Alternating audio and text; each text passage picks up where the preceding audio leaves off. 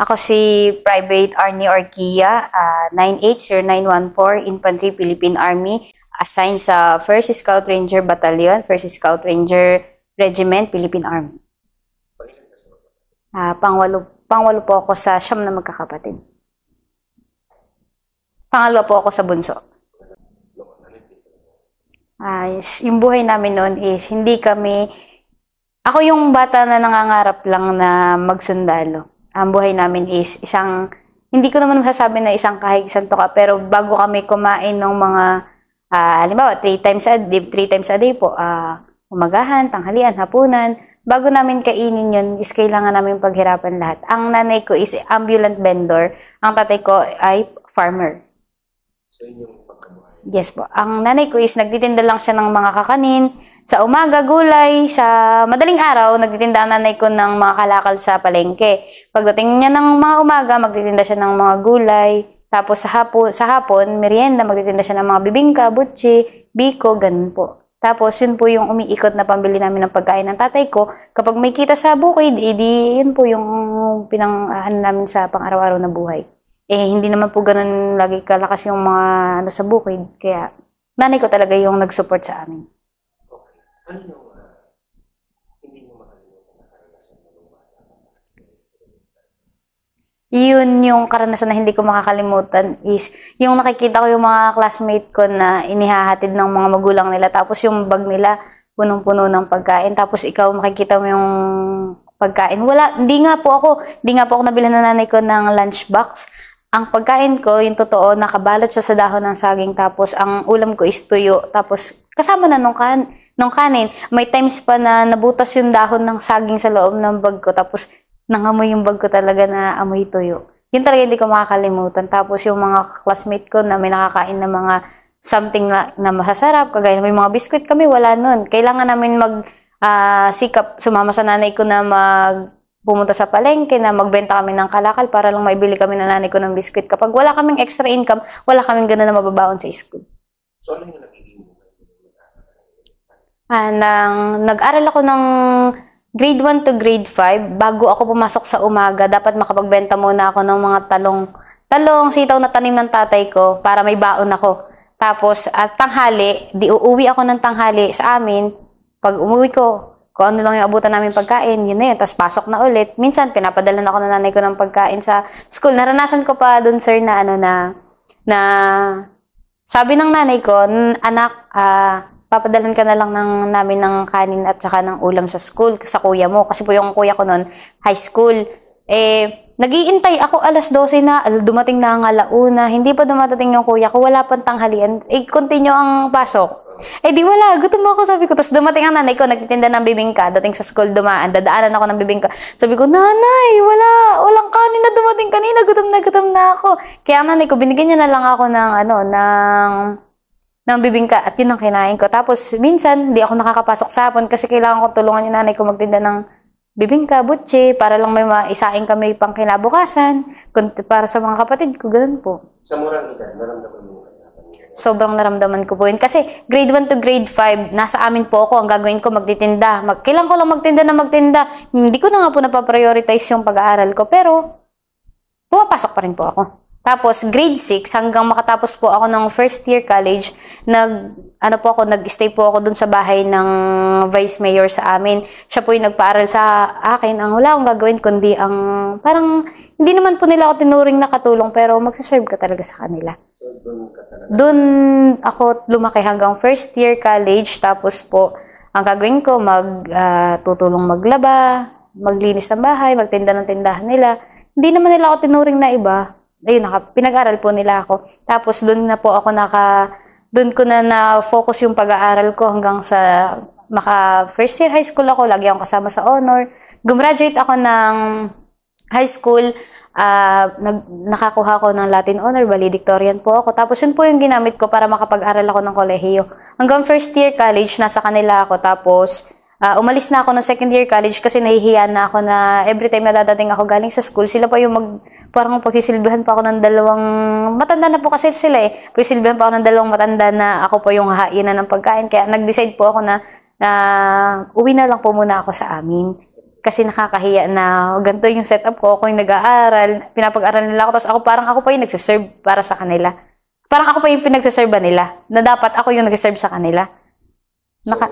Ngayon, hindi mo matake yun. hindi ko po kaya yun, pero napaka-grateful ko sa kanila. Wala naman po sila, hindi po nila ako tinuring na ibang tao. Tapos, yung college life ko naman, nag-working student po ako. Sa umaga po, room attendant po ako, housekeeping staff po ako sa umaga. Every time na wala po, kasi po yung sa schedule mo naman ng kolehiyo, Room keeping housekeeping po, yung ikaw yung maglilinis ng mga CR, ililinis sa hotel, sa sa Tagaytay. Marami po kasing ganun eh. Tapos, nag-housekeeping po ako doon, lilinisin mo yung mga CR, ikaw yung mag-a-assist sa guest kapag wala po akong pasok. Pero pag may pasok po ako, sa school po ako. Ganun po. Every time na wala akong pasok, doon po ako pumapasok. Working student po ako. Tapos sa gabi, nagkatrabaho din ako. So, in short, ikaw yung nagpapaaral sa Yes po, ako po nagpaaral sa sarili ko. At the same time, habang may sweldo ako, nag-aaral din ng K-12 yung kapatid ko. Nagbibigay din ako sa kanya. Nagbibigay din ako nung magagamit niya pang araw-araw. Kaya never naging problema ng magulang ko yung pangpaaral ko. Ako lahat talaga, as in po. Talagang nag-stand ka sa sarili mo na kaya mo paaral sa sarili. Yes po, kaya ko. Kasi nagamit ko po yung sa Latin honor ko nung kolehiyo. Yung sa Tagaytay po, kasi may school po kasi na Latin honor po, wala kang tuition. Ang gagawin mo lang is community service. May allotted time ka na community service na maglilinis kayo ng kanal, magwawalis kayo ng kalsada. As long as nagagawa mo yun, tas mayroon kang papapirmahan na paper, papakita mo lang ito sa registrar, okay na. Nakatapos po ako ng kolehiyo ng ganun. Bali, bayaran ko lang nung college ako is yung picture ko nung graduation. So, ano yung natapos mo? Graduate po ako ng Business Administration, major in Marketing Management. Okay. Ano na yung nagiging buhay mo After ng graduation po, pag-graduate ko ng high school kasi po, pangarap ko talaga maging sundalo. After po ng high school. Pero, nagsimula na po ako niyan na mag-apply. Pero lagi po ako bumabagsak sa height. Ito po, dyan po tayo pag-graduate ko ng kolehiyo. Pag-graduate ko ng kolehiyo, hindi pa po ako gumag-graduate. Nag-apply po ako hintay na ako, waiting for graduation ako. Nagpasa na po ako ng resume sa private company. Natanggap po ako doon as a finance. Tapos po, habang wala pa, naghintay pa lang ng graduation, nagsisimula na ako magtrabaho. Tapos, ayun po, nagtagal po ako doon ng almost 2 years. Tapos, maganda na po yung palibre na po nila yung pagkain, libre na po yung tirahan, yung tubig, kuryente. So, parang nakalimutan mo na yung pagsusundalo? Hindi po ako tumigil ng pagsusundalo. Every time pa rin pumupunta pa rin po ako ng Bonifacio para mag-apply ng pagsusundalo kasi lagi akong bagsak sa height. Pero pasado ka na? Sa exam? Hindi po ako maka-exam kasi nga po, bago ka maka-exam, susukatin ka nila dun eh. Tapos, lagi po akong every time na pupunta ako dun, kasi ang ko po every Monday kasi dun sa trabaho ko, Makati. Pwede ko po ikutan yun. Dala ko na rin yung puti kong t-shirt at saka yung gamit ko pang apply ng yung mga requirements para makapag-exam ka ng APSAT, pero wala talaga effective. Ilang attempt ka? Naka-5 attempt po ako ng APSAT. APSAT pa lang po yun. Para maka-exam ka lang? Para maka-exam po ako ng APSAT. Pero wala po talaga ako nagawa doon para maka-exam nun. Hanggang nagtrabaho po ako, di po ba, ng finance. Tapos, sabi ko, hindi talaga para sa akin to. Ayoko talaga, hindi talaga ako masaya. Para pumapasok lang ako ng alas 8. Hapon, ng alas 5, ayoko na. Parang, gano'n lang yung magiging routine ko. Parang hindi ako masaya. After po noon, nag-resign po ako. Tapos, pag-resign ko noon, umuwi ako sa amin, continuous pa rin po ako ng pagtitinda. Nagkarinderya ako, ganun. Tapos po, hanggang nilapitan po, saktong mag-election yun. Nilapitan po ako ng kapitan na tumakbo po ako ng SK chairman. Tumakbo po ako ng SK chairman, nanalo po ako. Nag-serve po ako ng magdadalawang taon. SK chairwoman, and then ako po ay naging vice president ng SK Federation sa Municipality of Alfonso, Cavite. Okay, so nawala na naman po. Sabi ko, hindi talaga ako masaya. Hindi talaga ito yung gusto ko. Gusto ko talaga maging sundalo. Hanggang may nakontak po ako na reservist sa municipality ng Alfonso. Isa po siyang active.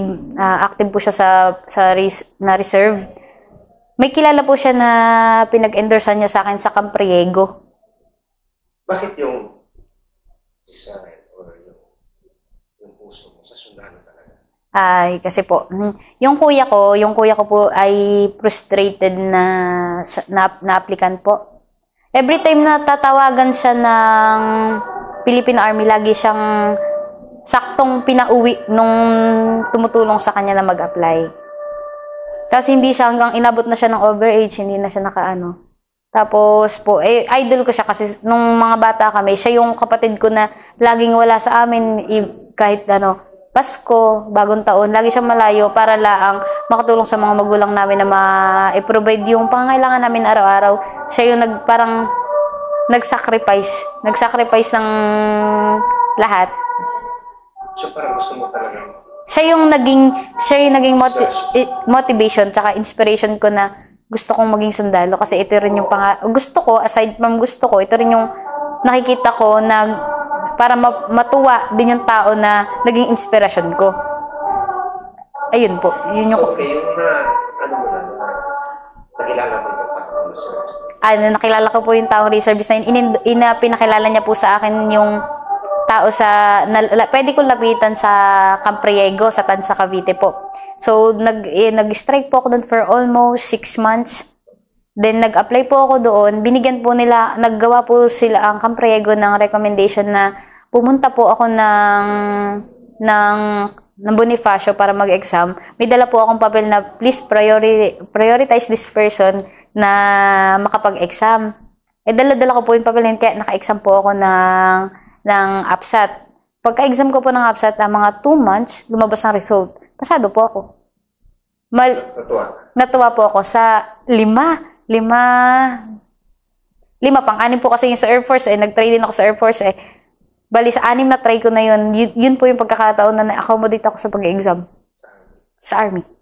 Okay, no, sa pag-strike mo, yun yung nakatulong din. Nakatulong po siya sa akin. Bakit ano yung striker? Striker, ikaw yung every time na kapag may mga activity, punong abala.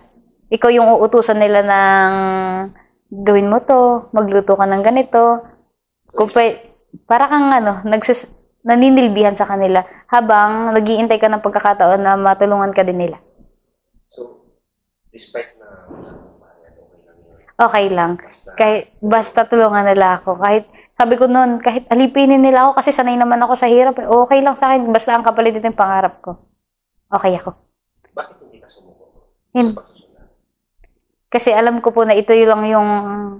Alam ko sa sarili ko na ito yung way para maputol yung chain ng kahirapan sa family namin. Kasi aside from mahaba po malaki yung sweldo. Masaya ako, alam ko na dito ako magiging masaya. Hindi ako tatama rin na pumasok kasi ito talaga yung gusto ko. Ito yung desire ng puso ko. At saka alam ko, doon ako dinadirect ng Lord. Kasi every time na gusto ko na mag-surrender, lagi nagpapakita ng pag magsusurrender ako, magpe-pray ako kay Lord, sige, wag mo lang sukuan. Parang lagi niya ako binibigyan ng sign na wag kang sumuko. Lagi siya may pinapakilalang tao na sige, mag-continue ka. Pwede pa. Hanggang ngayon po, nakapasok po ako. So, yung pangarap mo talaga is natupad. Dapat po, di po ba pagka nagsundalo ka, hindi ka abuti ng 26 years old sa labas. Dapat maka-take out ka na bago ka mag-26. Dito naman po, dumating yung part na nag-apply din po ako kasabay ng Philippine Army. Nag-apply din ako sa Philippine Coast Guard. Tapos, nung time na tinawagan ako ng Philippine Army, February, tapos tumawag din po ang Philippine Coast Guard for take-out ng March. Ang birthday ko, March 21, nung tinawagan ako ng Philippine Army, 1 buwan na lang, 26 na ako. Hindi na talaga ako pwede. Nung dumating man na yung pagkakataon na makakapasok na, ang daming opportunity naman dumating sa akin. Kung saan hindi na pwede. Kung saan alam ko, hindi na talaga ako pwede. So doon na nasusubukan yung mga opportunity. Dapat hindi na po talaga ako makakapasok sa Philippine Army. Kasi sabi ko, 1 buwan na lang, hindi na ako pwede, overage na ako. Ayun po, pakarunong ng Lord kasi 1 buwan na lang, halos saktong 1 buwan na lang, hindi na talaga ako pwede. Doon niya po, kung na-delay pa, wala na po talagang pag-asa. Ayun, Lord po marunong. Nakapasok po ako, doon po ako nag-birthday na 26, nagte-training na po ako. Nang 1 buwan. Sakto. Opo. Okay nung nag-training ka na. Ano yung adjustment mo naman since na ito talaga yung pangarap mo at alam mo na yung pinasok mo, determination na doon malalaman. So, ano yung adjustment mo from gaano kahirap from civilian to military? Ay, sa mentality po ng pagiging civilian at saka sa military mentality. Akin po is, ako po kasi yung tao na gagawin ko yung proper para hindi ako mapasama.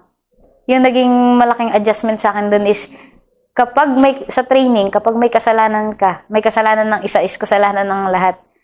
Kung ano yung sanction, dong kasalanan na yun, is damay ka. Yun po yung malaking parang sa akin, parang nandun ako sa part na galit ako pag, ano ba kayo? Parang nagpa-proper yung tao dito, tapos dahil sa kasalanan nyo lang, madadamay ako. Yun po yung napakahirap sa akin nung time na yun. Kasi syempre, pagka una pa lang sa training, tutortahin ka talaga nila eh. Titignan nila yung patience mo, kung hanggang saan ka. Kaya ayun dun po, medyo nung tumagal-tagal na ako, unti-unti ko na naintindihan na ano pala, ang pagmimilitary pala is hindi ka dapat magmumurmur, accept ka lang ng accept ng mga bagay-bagay. Kasi after nyan, ng acceptance mo na yan, matatapos din to. Dumating ba sa point na parang ngayon? Hindi po.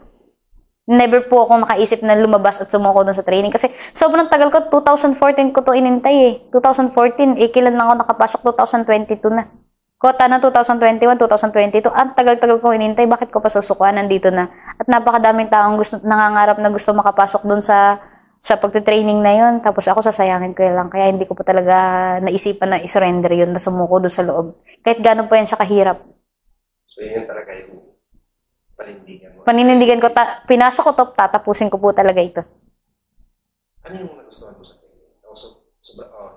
O ano yung sobrang nanibago ka sa training?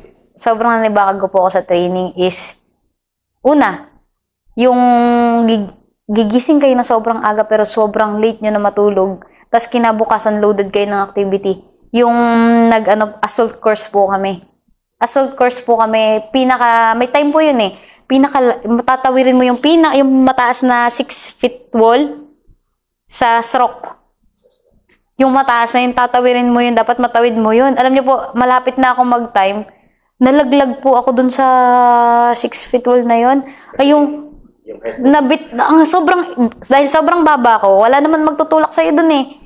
Ikaw lang talaga tatawidin mo yun. Tapos po, hawak ko yung tali, nakabitaw ako. May bakal po yun na nakaganyan. Tapos ganyan, sumalampak po ako talaga yung paa ako dun sa bakal. Dumugo yung ko po talaga dun sa training na yan. Opo. So ano nagiging okay na? Kinaya ko. Bagsak ako. Ulit po ako. Retake ulit ako kinabukasan. Hindi ko po siya kasi pag hindi mo naipasa yun, hindi ka gagraduate ng SROC. Marirecycle ka. Kinabukasan, nag-retake ulit ako. Kaya ayun po. Ayun talaga yung hindi ko makakalimutan. Yung sobrang nagustuhan mo sa training? Ang pinaka nagustuhan ko sa training is yung mga classmate mo, kahit na doon nila naintindihan na kahit na gaano pa yung kasalanan na meron ka, hindi ka nila ilalaglag. Yung kahit anong sitwasyon, basta naging kilala mo na sila, nagband na kayo, pag may nagawa kang mali, kasi hindi ka nila ibabagsak. Hindi ka nila i-squill. Yun po yung pinaka nagustuhan ko sa ugali naman ng mga classmates ko. Tsaka kapag nakikita ka nila nahihirapan, andyan sila, tutulungan ka nila. Paano yung attitude na yun? Nadidevelop po yan sa loob ng training. Kung makasarili ka nung una, unti-unti yan mababago kasi alam mo sa sarili mo. Kagaya ng pag may mga team run kayo kasi may mga team po yan eh. Kapag hindi ka nakipagtulungan, pare-pares kayong babagsak. Kaya dapat dun po, sa loob pa lang, ma-develop na yung attitude mo na wag mo uunahin yung sarili mo. Isipin mo yung mararamdaman or magiging resulta nito dun sa mga katim mo. Kasi kapag ikaw lang ang tataas at yung team mo is bumagsak, pare-pares kayong talo. Pare-pares kayong babagsak, hindi nyo matatapos. Ano yung secret mo sa training? Ay, yung nanay ko at saka yung magulang ko. Sabi ko, pagkatapos ko nito, hindi na nila mararamdaman yung hirap na naranasan nila noon. Kaya sabi ko sa kanila, yung hirap ko din. Totoo, yung hirap ko din po. Kasi sabi ko, pagod na akong atakein ng anxiety, umiyak para sa pangarap na to. Umiyak dahil nakikita ko nahihirapan yung family members ko, wala akong magawa. Sabi ko, ako na talaga ang puputol nung poverty sa family namin, nung kahirapan na to. Ako na tatapos nito. Ako na yung pagdating ng panahon na nandito na ako, mapoprovide ko na yung kailangan nila na hindi na sila mahirapan na humanap ako saan kami kukuha ng bigas para may makain kami. Ayun, ngayon po, totoo, na-provide ko nga siya ngayon. Sandala na ako. Ano yung sino yung pinasalamatan? Ang pinasalamatan ko po talaga yung Lord. Kasi throughout nung journey ko, lagi kong kasama ang Lord eh. Gusto ko po, sabi ko po sa Lord, nung sabi ko, Lord, i-direct mo ako dito, tulungan mo po ko your will, your plans, your ways, your thoughts, yung manguna sa buhay ko. Lord, kung hindi ito para sa akin ngayon, bigyan mo ako Lord ng sign or kung ano man Lord God na indication na hindi ko na ito i-continue. Pero hindi ako binigyan ng Lord, lagi siya nagpapakita ng sign na, sige, mag-continue ka. Hindi man ngayon, sabi, tamang panahon. Okay. So, masaya po ako at hindi po ako tumigil. Enlisted personnel po ako ngayon, may pangarap pa rin po ako na mag-officer. Kumusta ka bilang isang private? Nag-e-enjoy po ako bilang private. Ano yung nabago sa'yo? Emotion. Nabago sa emotions ko. Dati po, napaka-sensitive ko eh. Ngayon, marunong na ako umaccept. Alam ko nakakapagod yung pagiging private, pero darating din yung panahon na hindi ka naman habang buhay private eh. Darating na magiging corporal ka, magiging sarhento ka. Ngayon, pagdating mo na sa ganung panahon, ang magiging iisipin mo na lang, paano ko ba i-handle yung mga junior ko, mga private ko. Yun na lang yung iisipin mo.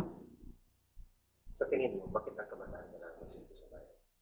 Ang kabataan kailangan magsilbi sa bayan kasi po, unang-una, ang kabataan, sila po yung pag-asa ng bayan. Tapos, kung ano man yung mga isasacrifice nila, ano yung effort na gagawin nila, ano yung mga mabuti nilang gagawin dito sa bayan natin, is yung magiging anak or ina po nila, yung magbe-benefit ng mga mabubuting ginawa nila. Kasi kung gumawa po sila ng mali bilang kabataan sa ngayon, ano po yung future ng magiging family nila? Magiging future ng magiging anak nila kung mali ang gagawin nila. Kaya kailangan magsilbi ng mga kabataan sa bayan kasi ayun po. Kasi lahat ng mabuting gagawin nila, ang magbe-benefit is yung mga relatives nila at yung mga future generation. Kung naiintindihan mo yung bunga. Yes po. Kung anong itinanim mo, yun din ang magiging bunga. Ano yung mensahe mo sa kanila, sa mga kabatang mga millennials? Ang magiging... May mga nakasabayan ka pa siguro na ganun pa nag-aaral. So ano yung message mo sa kanila? Ang mensahe ko sa kanila, don't stop dreaming. Huwag kang titigil mangarap at wag mo rin hahayaan na yung pangarap mo is maging pangarap na lang. Magbibigay ka ng actions dun sa pangarap mo and then always seek kay Lord kung ano ba yung nararapat, kung saan ka ba niya dadalhin. Lagi ka mag-pray. Kasi kung ikaw, sarili mo lang aasahan mo at hindi ka mananalig sa Lord na matutupad yung mga pangarap mo is wala. Useless. Kaya sa akin po, ang may papayo ko sa kanila, walang bagay na hindi nakukuha sa tiyaga. Mag-sacrifice ka. Huwag mong sukuan yung pangarap na gusto mo kasi darating yung panahon na ibibigay sa iyo yan ng Lord. Sa mga gustong magsundalo, katulad mo rin nangangarap na magsundalo noon, ngayon sundalo ka na. Ano yung message mo sa kanila? Gusto pipiliin na magiging? Ang magiging mensahe ko sa kanila, walang madaling dinaanan dito sa pagsusundalo. Lahat mahirap. Simula pa lang sa application, sa training, mahirap. Even yun sa reality na nandito ka na mahirap. Kaya mag-isipin mo mabuti kung ito ba talaga yung gusto mo kasi once na nandito ka na, masasayang yung pagkakataon na kung ikaw yung napagbigyan ng pagkakataon na makapasok tapos hindi mo itutuloy, masasayang. Kaya ngayon pa lang kung talaga ito ang gusto mo, isipin mo. Ang may papayo ko sa kanila, kung gusto talaga nila, magsimula na sila ngayon pa lang. Habang hindi pa sila overage, hindi pa sila... Yes, kung qualified pa sila. Anong paghanda nila? Maliban sa mga requirements? Sa mga... Ano bang demand lang sa sundalo? Malakas ka talaga? Sa akin kasi po, hindi ako ganun kalakas. Ang kailangan na lang paghandaan is yung attitude. Kasi kahit hindi ka malakas, basta ang attitude mo is lumalaban. Lumalaban ng isip mo sa training, kung yung kahit gano'n pa yung kahirap at ang utak mo ay, sige, kaya ko to. Sasabay ang katawan mo. Kahit pa ilang ulit mo ka pang bumagsak, basta sinabi ng utak mo, ay, kaya ko to. Kayang-kaya yan. Attitude lang yan. Wala na akong tanong. Ah, sa kabataan po, sa akin po, Saan message na? mensahe sa kabataan. Ngayon, ang mga kabataan po kasi is napaka ano nila sa emotions. Yung mabilis silang ma-deceive. Kaya ang akin lang po sa kanila, wag na nilang piliin na join pa sila dun sa mga lefties. Mahirap kasi sa family po nila, unang-una family po nila yung maaapektuhan. Walang magandang maidudulot kapag tumaliwas sila sa gobyerno.